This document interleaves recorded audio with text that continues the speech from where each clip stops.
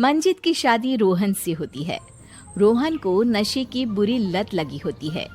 एक दिन, अरे माँ, मेरा एक साइड का शरीर काम नहीं कर रहा है।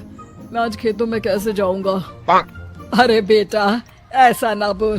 तेरे पापा के जाने के बाद से तू ही घर चलाने का सहारा है। मैं डॉक्टर को बुला लाती हूँ। देखिए बहन जी, रोहन के शरीर के एक साइड में लकवा है। अब वो कभी ट्रैक्टर नहीं चला पाएगा। घर में मनहूसियत का माहौल हो जाता है। लीजिए माँ जी, रोटी खा लीजिए। अरे बेटा, मुझे तो भविष्य की चिंता हो रही है। मेरा एक ही बेटा है और वो भी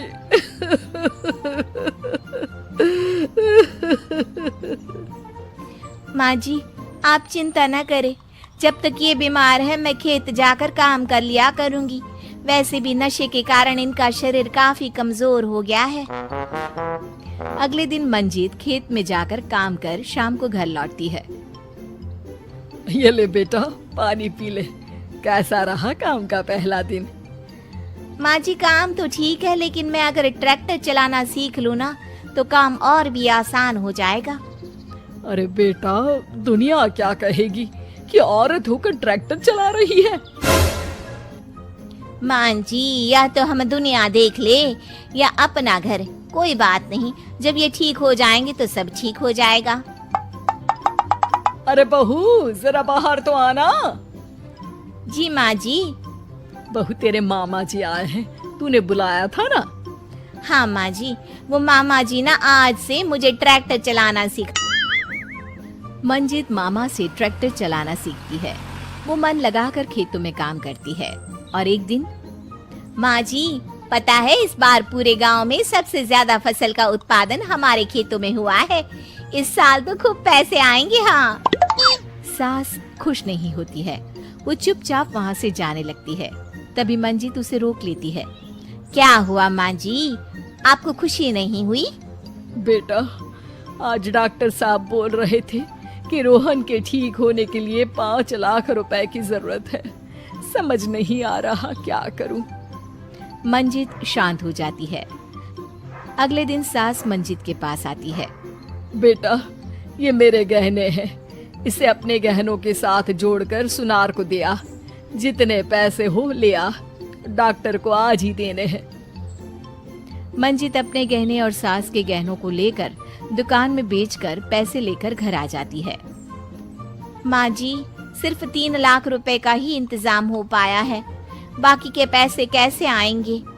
बेटा, अब तो एक ही चारा है, हमें जमीन भी बेचनी पड़ेगी। माँ, खेत बेच देंगे तो खाएंगे क्या?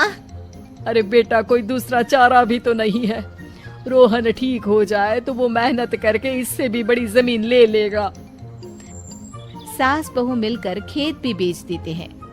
अब पूरे पैसे लेकर सास डॉक्टर के पास जाती है। डॉक्टर साहब, ये लीजिए सारे पैसे। बस किसी तरह मेरे बेटे को ठीक कर दीजिए। आपका बेटा ठीक तो हो जाएगा, लेकिन 6 महीने का समय लगेगा। सास बहू सोच में पड़ जाते हैं कि अब तो कोई जरिया भी नहीं रहा जहाँ से उन लोगों को कमाई हो। अब कमाएंगे नहीं तो खाएंगे क्या?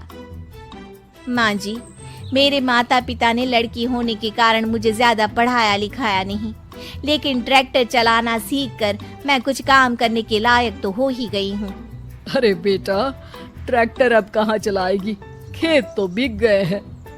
माँ जी, मैं किसी और के खेतों में दिहाड़ी में काम कर लूंगी, कुछ तो पैसे आएंगे ही ना। ये कहकर मंजित काम करना शुरू कर देती है। जैसे तैसे उन पैसों से गुजारा चल ही रहा था।